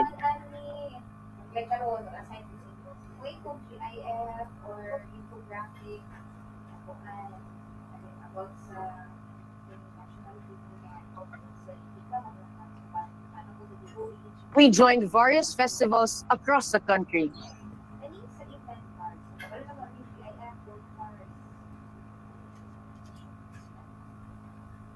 And who could forget our Proud Ampon campaign? Anak, magulang, pamilya, ordinaryo, pero natatangi. Proud Ampon. And on our 3rd anniversary, we had even more reasons to smile as we gathered our NACC family and strengthened our fight against illegal adoption. And we witnessed history as we cheered and welcomed new leaders for our Nagsaya family. We also launched the Bawal Bumili ng Bata campaign to end child exploitation through baby selling, whether online or in person. But wait, there's more. We're also building a League of Ampon Heroes. At the first NACC National Congress on Adoption and Alternative Childcare, we partnered with 89 LGUs. Plus, we welcomed global partners in inter-country adoption through the 2023 Global Consultation.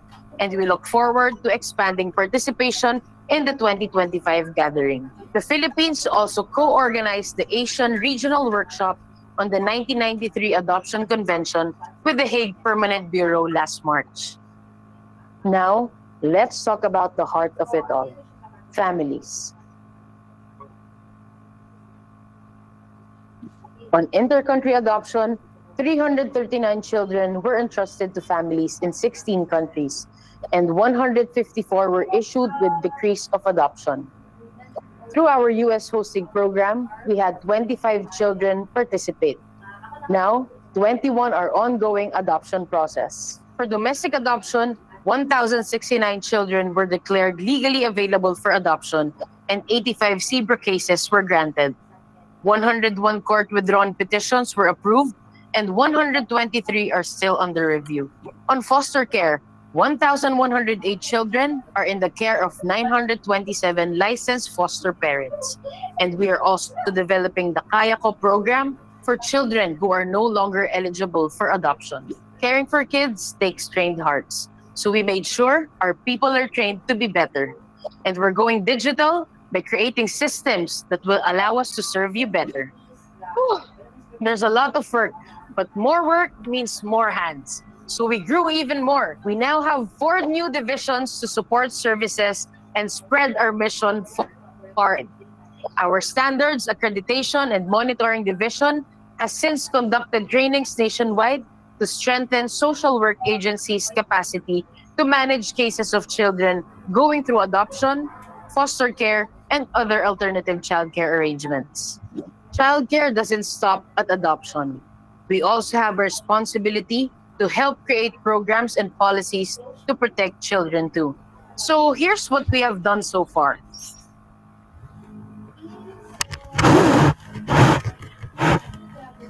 And then the DTR is already in place. At the end of the month, first day or second day, first Monday after work, and then Monday after submitting. So you can do siya inyong i-send sa ako email din sa po ako sa public na siya. Ako na din ako. Ayan din siya. Ano din siya? May kali. Ang sa in-charge ako ang name. Let's see what ako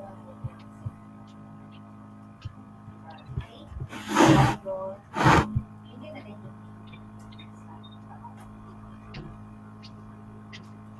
Ani.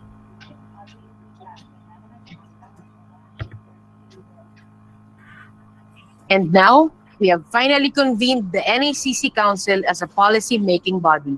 So what did we discover?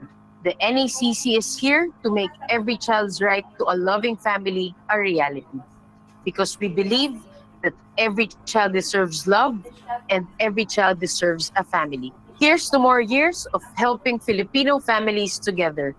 Here's to building a world where every child matters.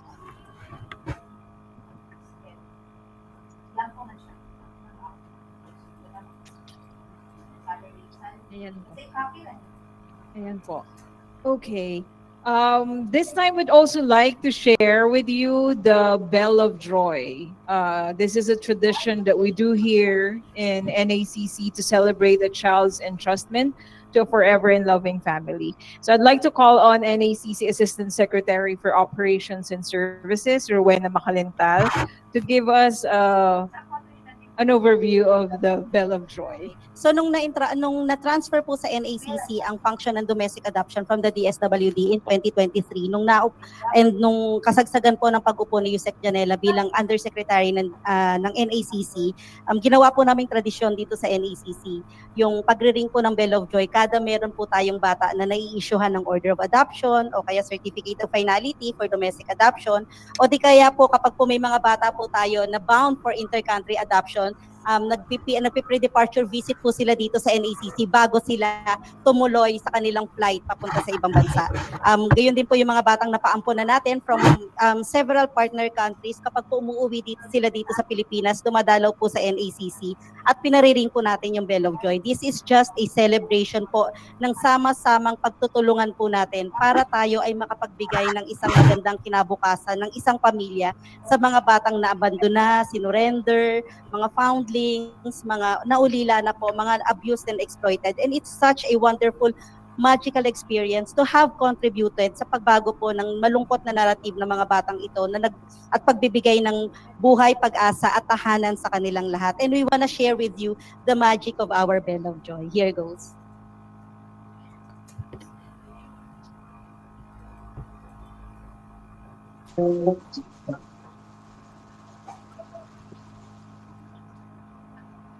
Don't stop the crying, it'll be alright. Take my hand, hold it tight. I will protect you all around you. I will be here, don't you cry. You're strong, I'll hold you close. I know all between us, yeah, broken. I will be here, don't you cry. 'Cause you're my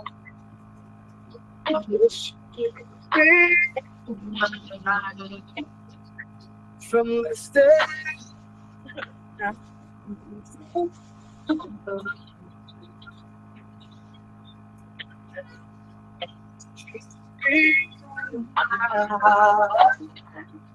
No matter what I say, you'll be here in my heart. Oh,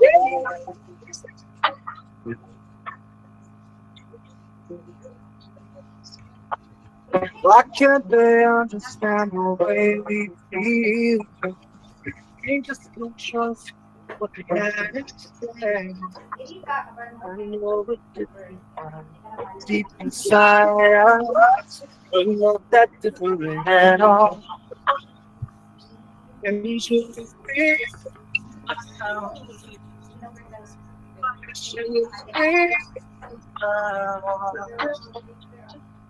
stay.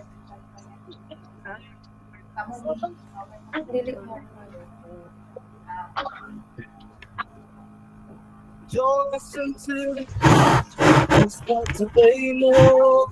We need each other to have to hold.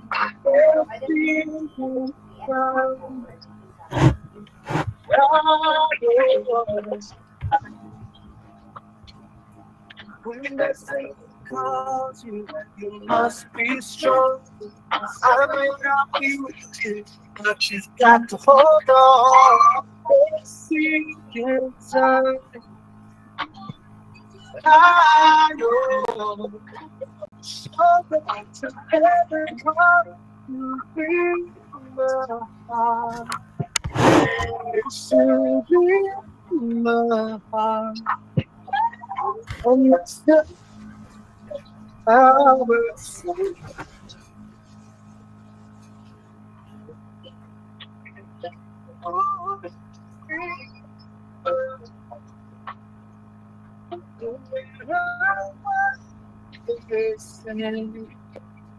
You can hear it. Oh, oh, I'll be with you. I'll be with you. always around. Just above your shoulder. Just above your shoulder. Just above your shoulder. I'll be there for you.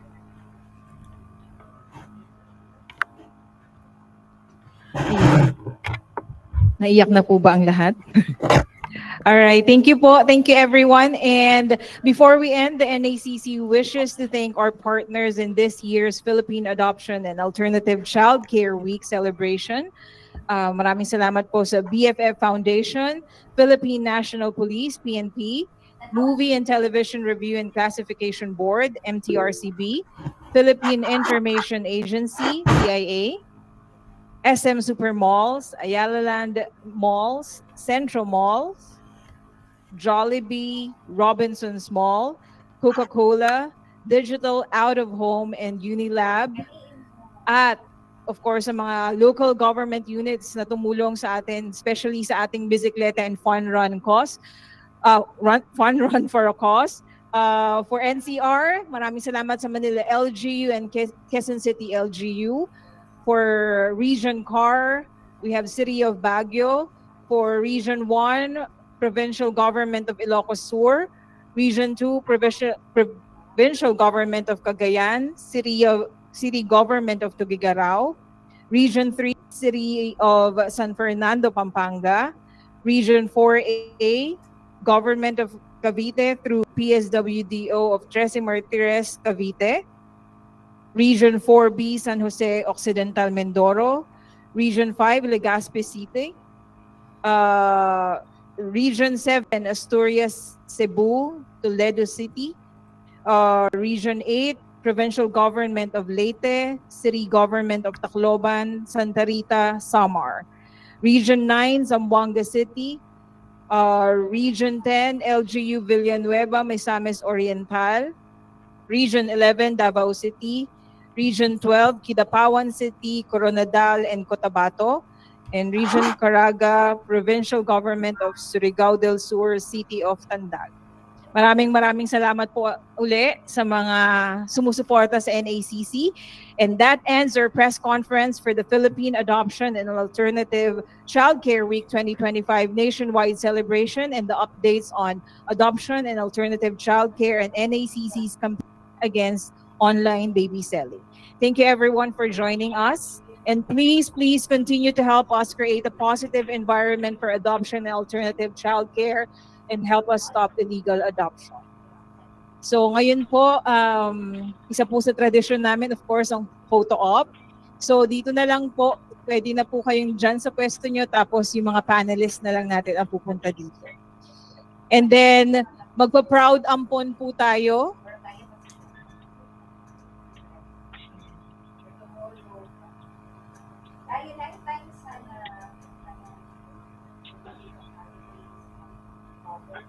So magre-request po kami na mag-video po tayo ng Proud Ampon. Sisigaw lang po tayo ng Proud Ampon, anak, magulang, pamilya, ordinaryo, pero natatangi. Proud Ampon. Pwede po ba nating i-flash dito sa screen yung sasabihin?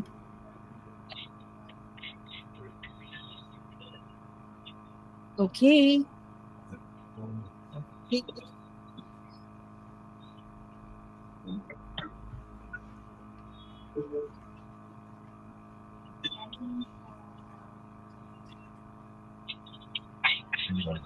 Tama ang lahat ng cameraman. Oo, may picture naman sila.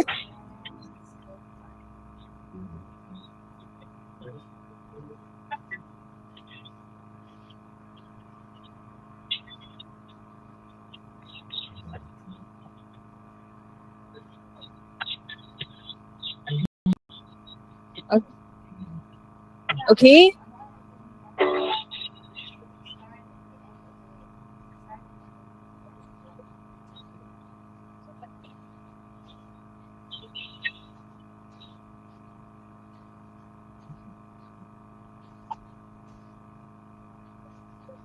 Okay, Proud Ampon. Alright, nandito po sa screen yung isisigaw po natin. Proud ampon, anak, magulang, pamilya, ordinaryo, pero natatangi. Proud ampon. Tapos yun, masaya-masaya na kayo after. Okay? Practice? Okay. 1, 2, 3. Proud ampon, anak, magulang, pamilya, ordinaryo, pero natatangi. Proud ampon. Okay. O, practice lang yon. Isa pa. Kasama po yung mga cameraman natin, ha? Sige po. Okay. Game na. Oo, practice lang po yon. Mas malakas this time. Okay? 1, 2, 3.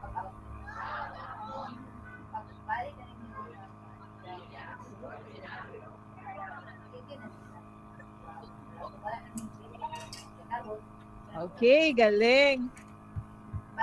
Pwede daw po na bang nakaharap din kayo? Pipicturean daw kayo ng mga nandoon. Alright, again, thank you everyone.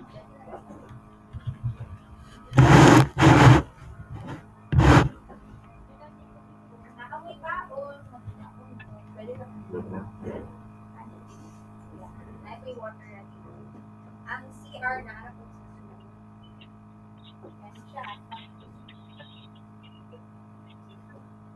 Magpa-proud ampon uli. Okay, proud ampon daw uli. Alright. Okay na? 1, 2, 3. Hala, ulit. Okay, sige. Ako na. Sige, sasabayan ko kayo. Okay, 1, 2, 3. Proud ampon, anak, magulang, pamilya, ordinaryo, pero natatangi. Proud ampon. Alright. Thank you everyone. Pwede po muna tayong kumain bago tayo magsialisan. Maraming salamat po at magkita-kita po tayo uli.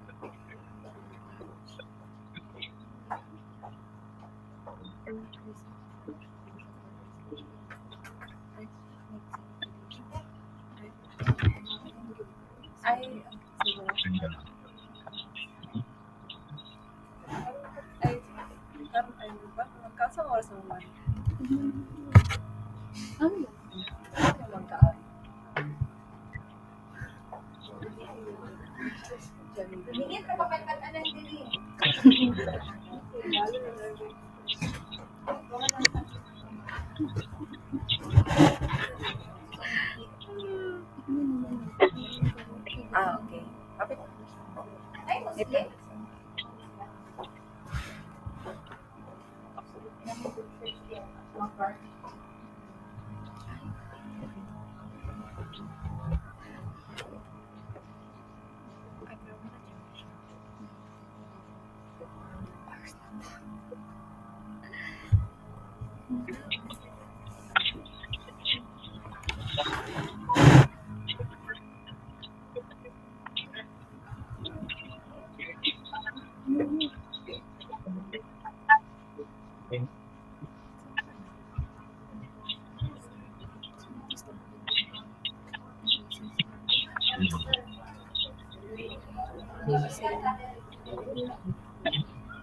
Ito.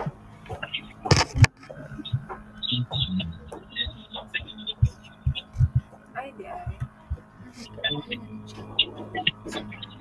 Ikaw na,